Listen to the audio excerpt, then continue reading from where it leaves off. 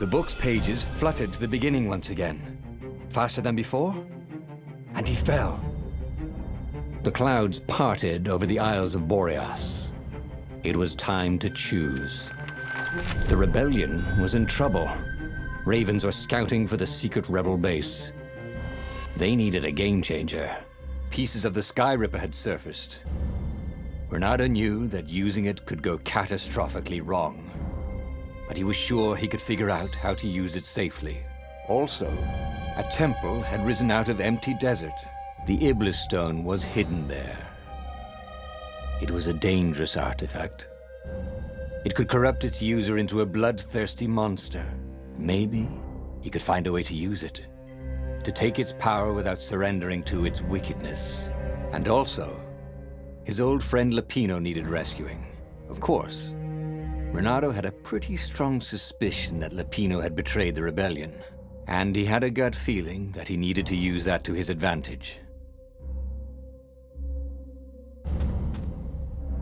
The island was windswept desert.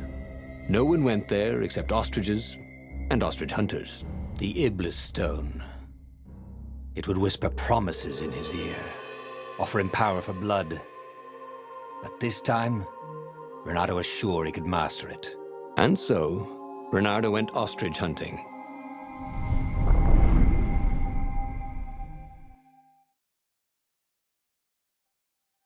Every child could sing verses about the Skyripper, but ancient codices held hints of other things.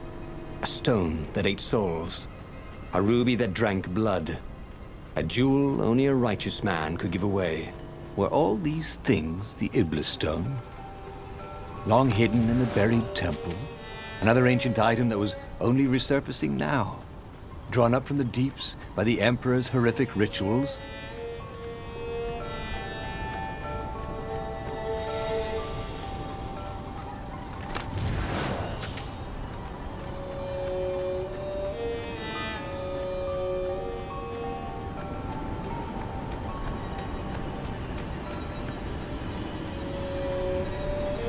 What was he doing here? Last time, the stone had fought him for possession of his own soul.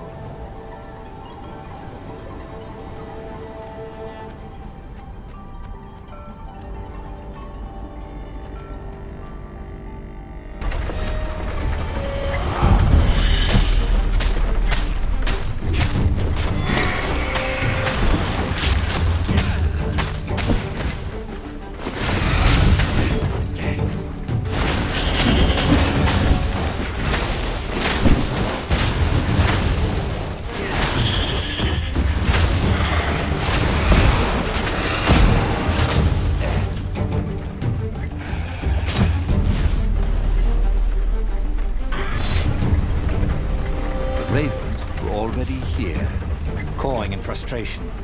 They were still searching for a way in. Good. And he hadn't come too late. Bernardo felt restless. Maybe he could focus all that energy into something useful.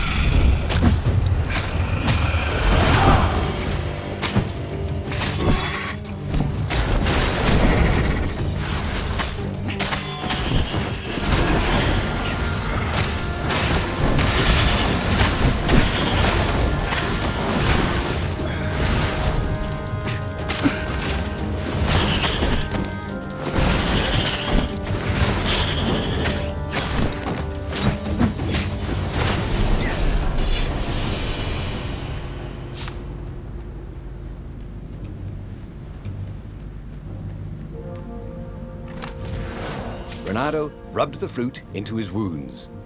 He felt better already.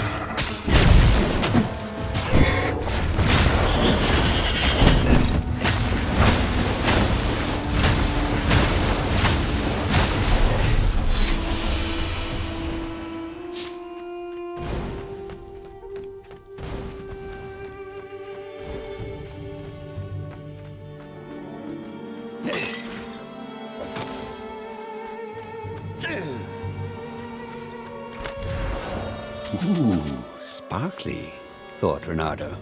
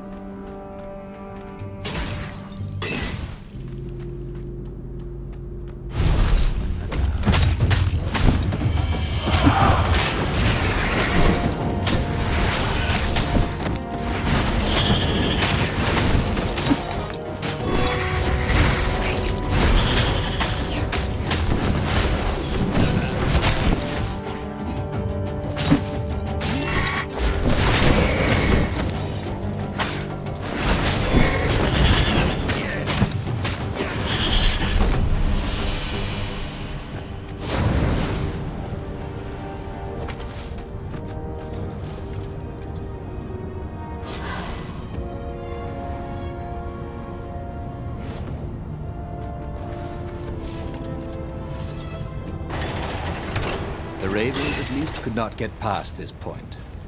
Obviously, the temple builders knew how to deal with tomb raiders.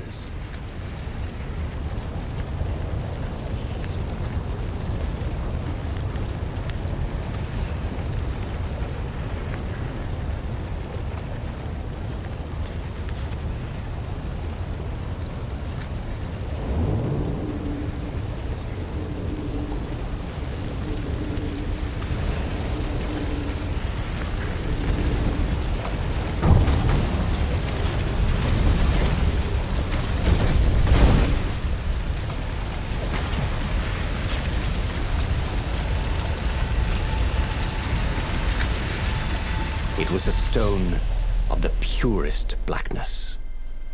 It reflected no light, like a void made solid. Nervous, he picked it up. I can make you mighty. Who said that? Give me blood.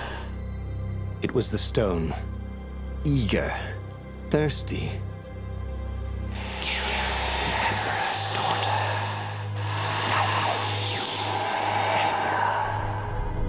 That seemed tempting and terribly wrong. Zenobia was the Emperor's greatest general and a potent witch. But they had been close once, and he had a sneaking suspicion the gem would try to control him. Why not capture the core of Skyripper instead? It was the eye of a lost god torn out by the transcendent Emperor to power his greatest weapon. Not the core, said the stone anxiously.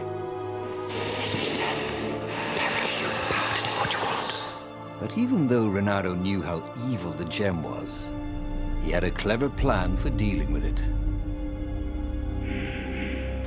The stone bothered him. He hated being told what to do.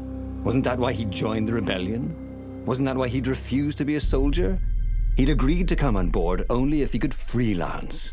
The stone felt a bit clingy, and he had a feeling it did not have his best interests at heart. The sage Calaveras had told him where to find the Skyripper, a weapon capable of challenging the gods. Even without its armature, the core would still possess great power. He would go there.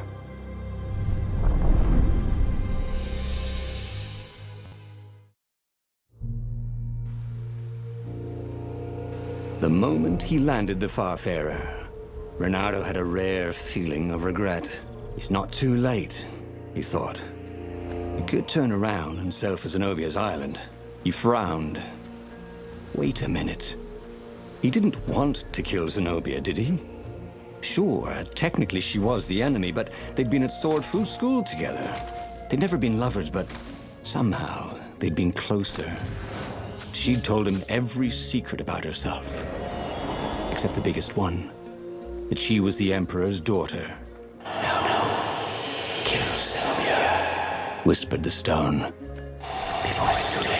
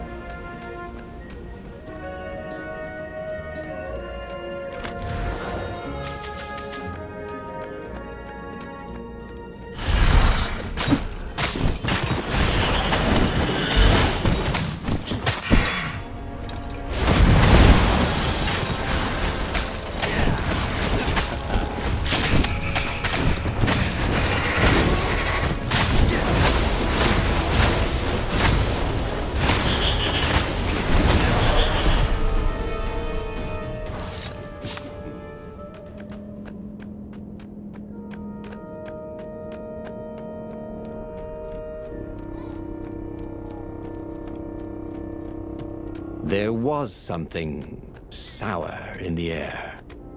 Like the earth had ruptured over something that had been fermenting for a very long time. You almost never saw wild gogglers together like this. The toads had to train them not to peck each other to death. So these were the Imperial gogglers. That meant ravens were up ahead.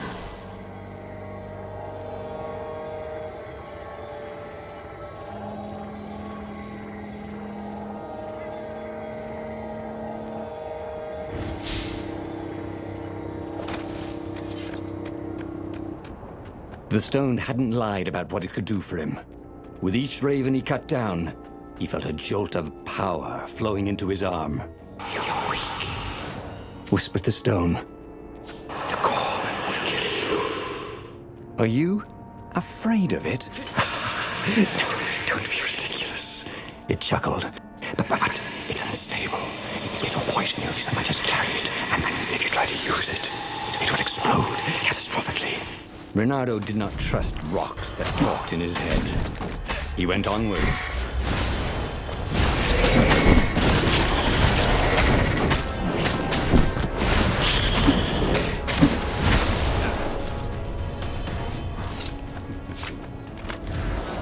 There were a lot of shiny, smooth, curved with leather, buckles, and kind of smelled, you know what? Never mind. Yes, there was also ore and other useful stuff. Let's focus on that, shall we?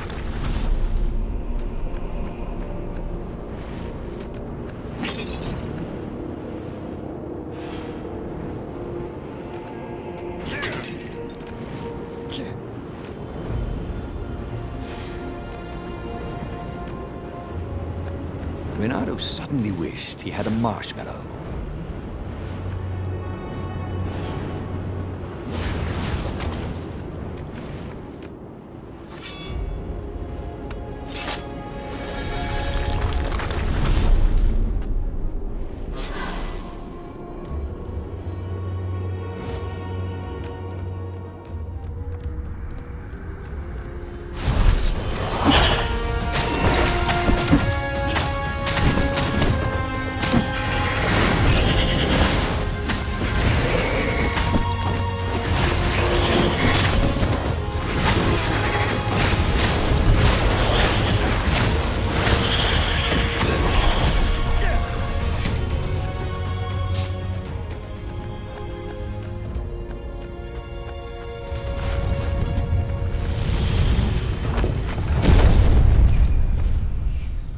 As he approached the core, the stone became hysterical. No, it's too much power. We'll rip a hole in space and time. He had a sudden vision of plunging his gauntlet into the core and dying in anguish. That wasn't his vision, was it? The stone had sent him its darkest fears, hadn't it? He had a sudden impulse to do exactly that. He raised his right fist and plunged it into the core. There was a rush of light. He thought he could hear the stone screaming. And then he passed out. When Ronaldo came to, the core was gone. But the Iblis Stone was no longer black, but glowing with a blue light. And it was silent. "I can't hear you," he sang out, and "You?"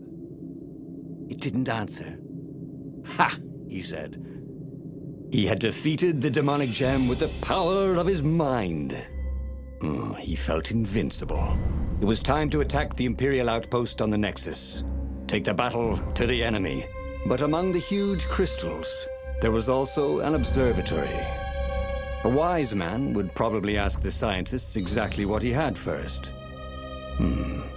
How wise was he?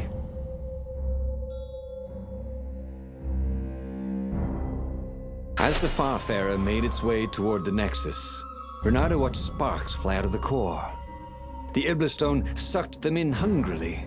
You'd think the stone would want this kind of power, wouldn't it? Thought Bernardo. Well, the scientists would explain it all. This time, Bernardo was sure he'd figured out how to use the core safely.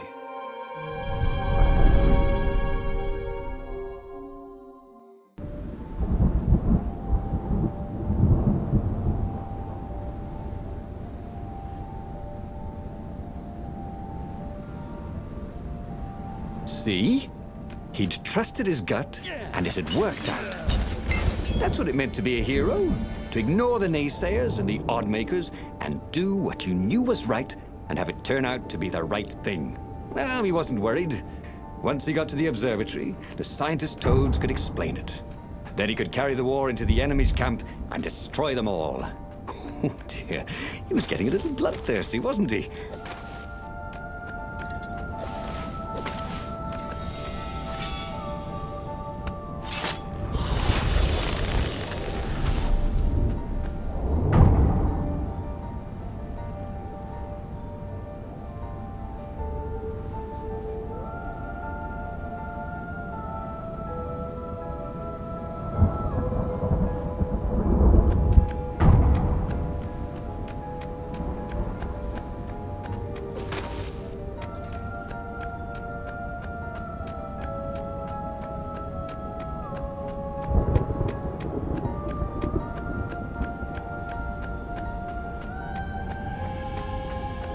Everybody who wants to die, raise your weapon.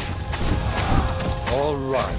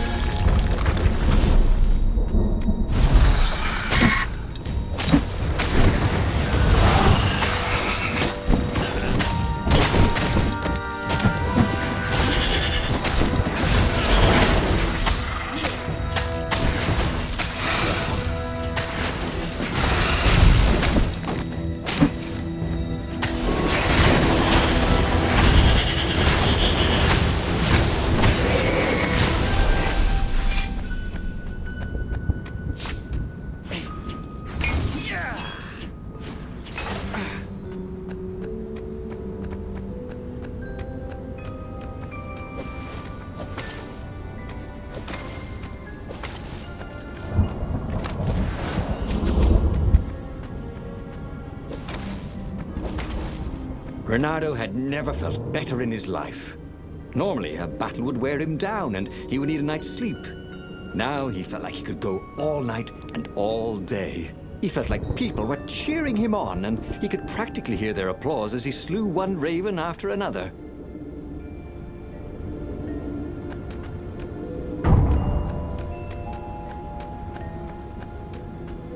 The Iblis Stone and the Skyripper Core. Two artifacts from the time of legends. Renato was becoming a legendary hero, wasn't he? He had enough power to save the rebellion, but he had to understand this power, so he would not misuse it.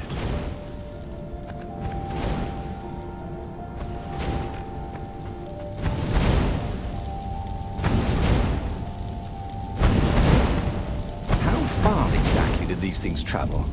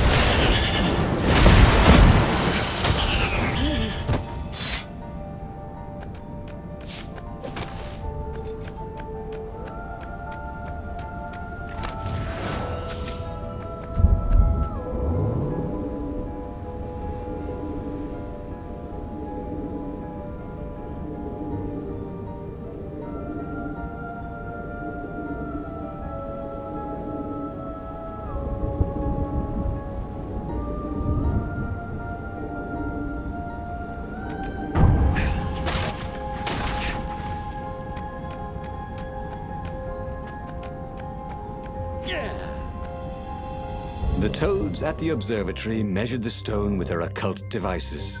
I fed it the core of Skyripper, explained Renato. No more feed blood and souls. But the core is not an unlimited energy source, said one toad. Another said, there's a feedback loop, you see, which could overload the stone. The stone doesn't actually feed on souls, claimed a third, but on pain of killing another sentient being. If you can truly be at peace with yourself, it would not overload. This was all very confusing. At peace? Yes, the mountains were peaceful and quiet, but he now had the power to turn the tides. He should report to the Rebellion Council and prepare for the decisive battle.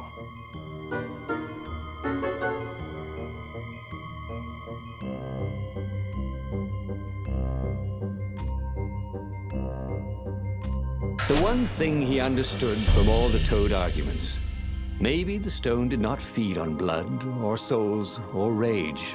It fed on empathy. It fed on the pain he felt when he put an end to another being's existence. Even if that other being was a raven intent on killing him, if he could find peace, then he could use the power of the Iblis Stone without being taken over by its evil. Yes, that was the way to defeat the Iblis Stone. The mountains. He would go to the mountains. He could find peace there.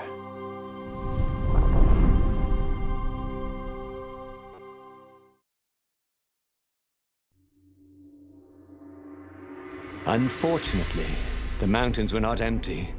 There were ravens everywhere. No matter.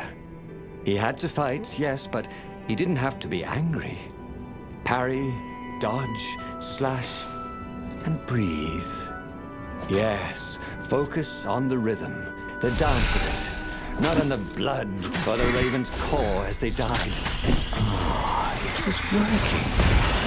He wasn't feeling those dark jolts of eldritch energy. He wasn't feeding the Iblis Stone.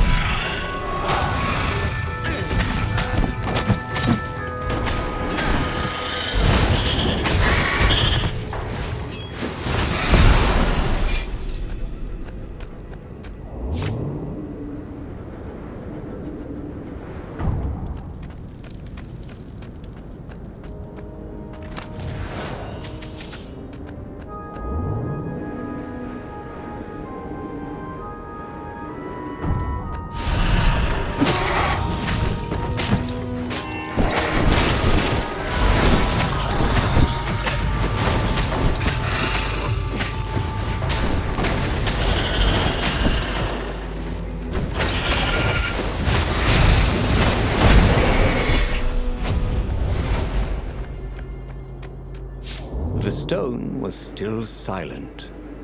His mind was his own, and his heart too. He bore them no ill will, these ravens. They were doing their job. They were expressing their nature. Dance, whirl, parry, jab, and breathe. It was all so simple, wasn't it? Something was missing. He didn't feel truly at peace. Wait. Wasn't this near where Calaveras lived?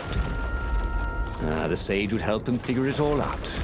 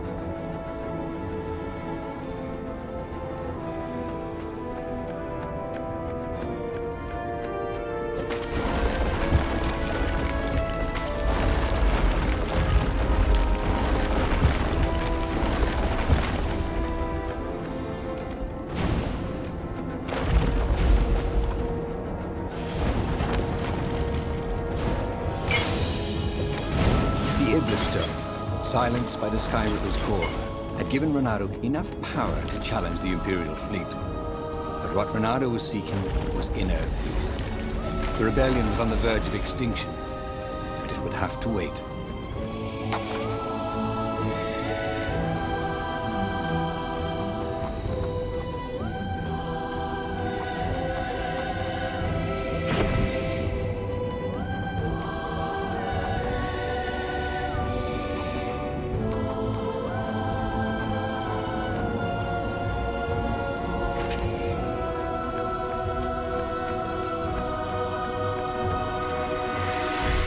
At the end of the mountain path, he found the wise Calaveras in his workshop.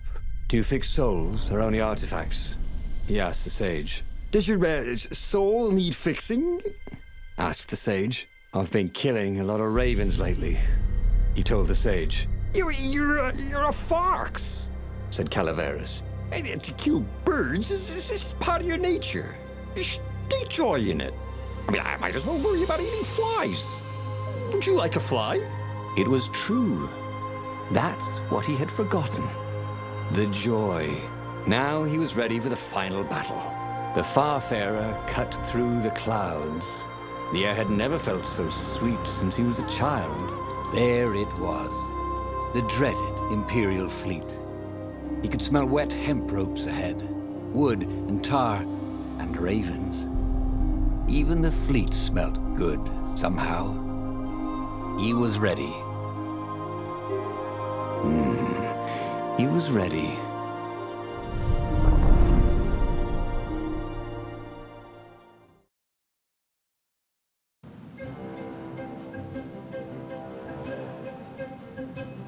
Renato had it all squared away in his head. He would kill the Emperor. Isengrim III had begun well, but he had gone mad. He was trying to invoke the lost gods by means of dark, blasphemous rituals. That was a secret. But the victims had spoken to Reynardo. The ghosts had spoken. No anger. Reynardo could not afford anger. It was empowering the crystal in his sword. That made him stronger, but it clouded his mind. He would not be a hero. A hero strives. Reynardo would just be one with everything. The Emperor would die, and the wheel would turn, and all would be restored without rancor, without sorrow, without pain.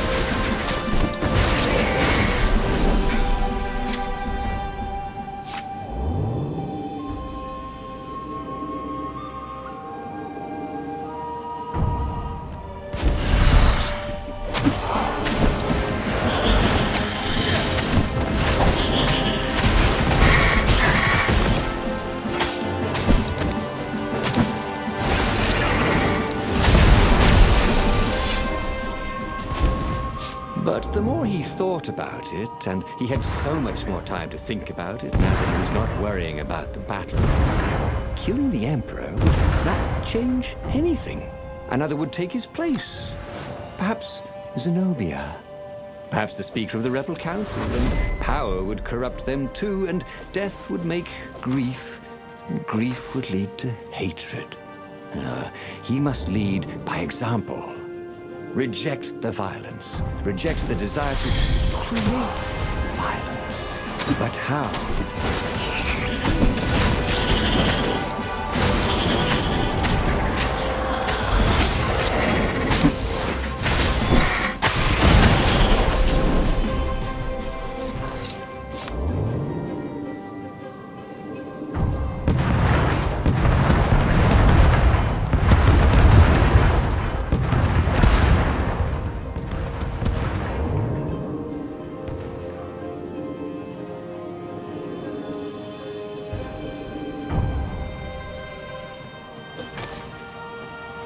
Soon he'd confront the Emperor.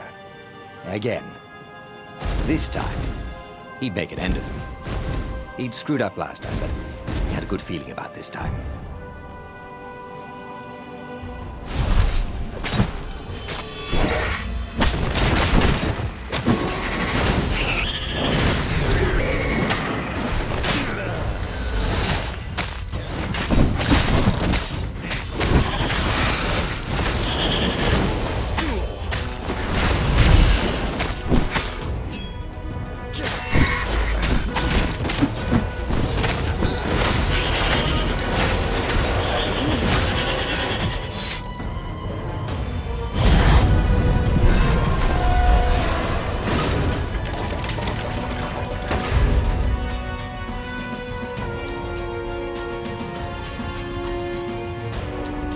Finally, he came to the Emperor's ship. The path behind him was strewn with dead ravens. The path to enlightenment. His mistake, he realized, was trying to change the world. The world would spin and the wheel would revolve whether he strove against it or not. What he had to do was nothing. He had attained enlightenment. He sat down, adopted a full lotus position, and began to meditate. And all around him, the warriors stopped fighting too. They knew. They could feel his enlightenment. They gave up fighting, dropped their weapons, and became his disciples. No, just kidding. The nearest raven stabbed him with a sword and then chopped off his head. I might not have thought this through properly. Thought Reynardo's head as it rolled around the deck and died. Oh, again? But he already had all the secrets he needed. He was sure of that. He must have not used them the right way. What was the best, worst mistake he could make? Probably trusting that traitor Lapino.